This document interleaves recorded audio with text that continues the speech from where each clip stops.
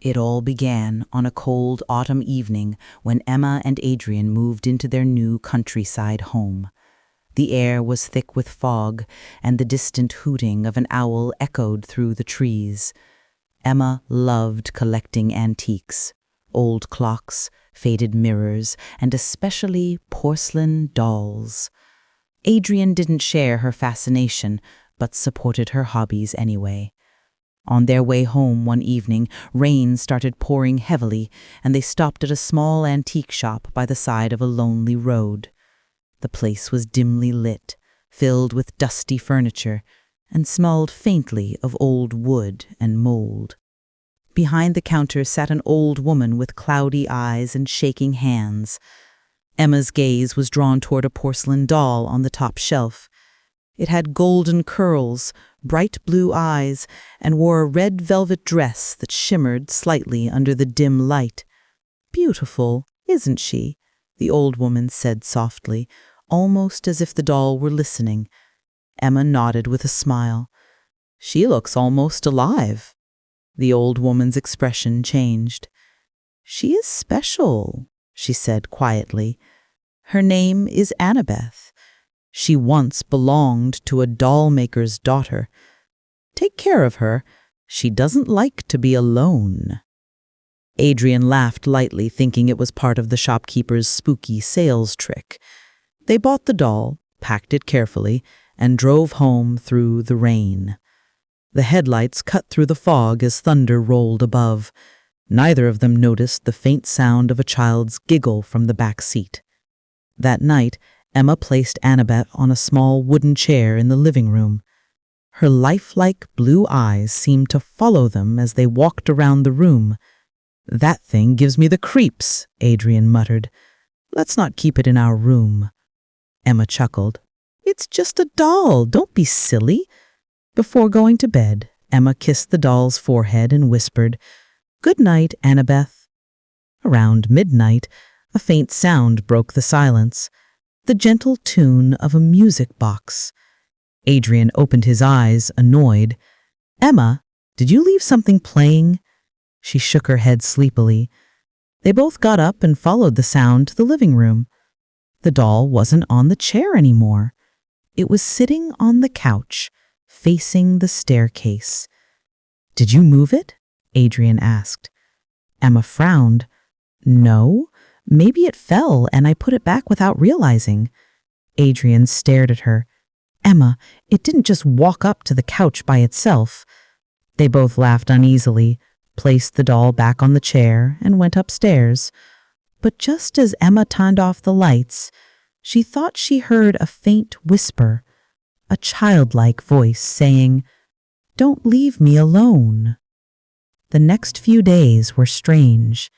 Emma noticed objects out of place, a photo frame slightly turned, a door left ajar, the doll never in the same spot twice. One morning, she found small scratches on her arm, as if made by tiny fingernails. Adrian brushed it off. "Maybe you scratched yourself while sleeping." But that night, Adrian woke up suddenly. The bedroom door creaked open slowly. In the faint light, he saw the doll standing in the doorway, her glass eyes shining. He froze, unable to move. The doll's porcelain hands were smeared with something dark, almost like dried blood. Panicked, Adrian threw the doll into the basement and locked the door. But around 3 a.m., the same lullaby started playing again. The sound was coming from inside their bedroom closet.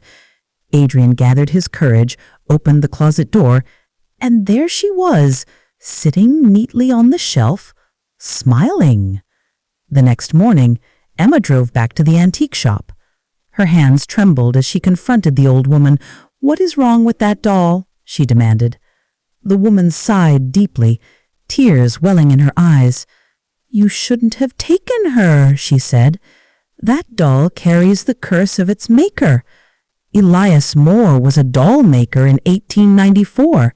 He created Annabeth for his beloved daughter. But when she died suddenly, he went mad, convinced her spirit lived inside the doll. He tried to destroy it once, but the next morning he was found dead, eyes wide open, smiling, just like the doll. Emma's face turned pale. "Are you saying the doll is haunted?" The woman nodded slowly. "It wants to be loved. When ignored, it punishes those who neglect it." Emma raced home terrified. "Adrian," she called as she entered the house. There was no response. The house felt unnaturally quiet. She looked around. Everything was still. Then her eyes fell on the living room chair. Annabeth was sitting there again, perfectly still, her red dress spotless. "Where's Adrian?" she whispered. A faint giggle echoed across the room. "Play with me," a child's voice answered softly. Emma's hands shook as she grabbed a can of gasoline and a lighter from the kitchen. She poured it over the doll and lit it. The flames roared up instantly, but then, as if something sucked the fire out of the air, it went out. The lights flickered and died. When she turned around, the doll sat untouched, her eyes gleaming faintly in the dark. Emma screamed and ran to Adrian's study. There, on his desk, was a camera still recording. She pressed play. The footage showed Adrian sitting in the living room at 2:47 a.m., filming the doll. For several seconds, nothing happened. Then, slowly, the doll's head turned toward the camera. Its porcelain lips moved. "You shouldn't have left me," it said in a voice that was part child, part whisper, part growl. The footage shook violently as Adrian screamed and ran before cutting off in static. Emma's breath caught in her throat. Then she heard a faint tap behind her. The doll was sitting on the desk beside her, closer than before. "What do you want from me?" Emma cried. The air grew cold. A whisper answered, "A family." The next morning, the neighbors called the police after hearing screams and smelling smoke. When the officers entered, the scene froze them in place. Emma and Adrian were sitting side by side on the couch, smiling eerily, hands intertwined. Between them sat the porcelain doll, Annabeth, her red dress bright and clean as new. Her blue eyes seemed to sparkle with life. A year later, the house was sold to a young couple who had no idea about its past. The walls had been repainted, the furniture replaced, but the air inside still felt strangely heavy. "It's perfect," the woman said, placing a box on the counter. "Can you believe people said this place was haunted?" Her husband laughed. "Stories to scare buyers, that's all." As they unpacked, the woman found a small box tucked behind a cabinet. Inside was a porcelain doll with golden curls and a red dress. "Oh, look at this," she said. "Someone must have left it behind." She placed the doll on the mantelpiece. That night as they settled in, a faint tune started playing, the same haunting lullaby. "Do you hear that?" the husband asked. "It's probably the wind," she replied. But when they turned toward the shelf, the doll's head was tilted slightly, and her blue eyes seemed to be staring right at them. The music grew louder. The husband walked closer and touched the doll.